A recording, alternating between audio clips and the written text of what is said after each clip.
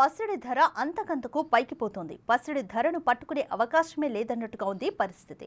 రోజురోజుకు ధర పెరుగుతూ టెన్షన్ పెంచుతోంది. అయితే ఈ ధరలు పెరగడం ఇంకెంతో కాలం ఉండదంటున్నారు అంతర్జాతీయ వ్యాపార నిపుణులు.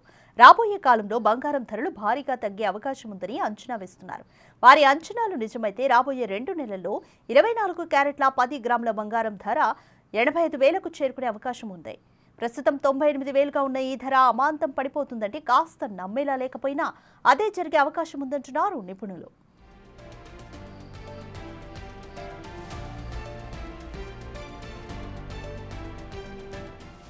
రాబోయే 2 నెలల్లో బంగారం ధరలు 12 నుంచి 15% పడిపోయే అవకాశం ఉందంటున్నారు నిపుణులు.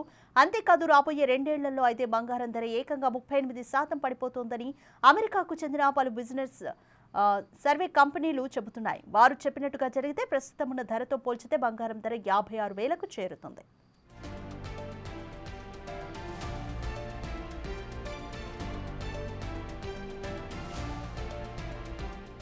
మరోవైపు అంతర్జాతీయంగా ప్రస్తుతం ఉన్న పరిస్థితులు చూస్తుంటే గోల్డ్కు డిమాండ్ ఎక్కువగా ఉంది.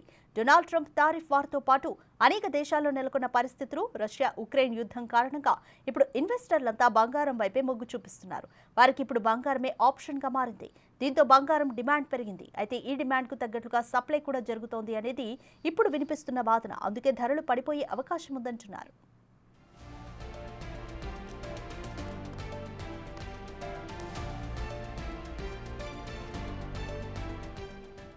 ధరలు తగ్గడానికి మరో కారణం కూడా చెబుతున్నారు. ఈ ఏడాదిలో ఇప్పటికే 34% బంగారం ధరలు పెరిగాయి.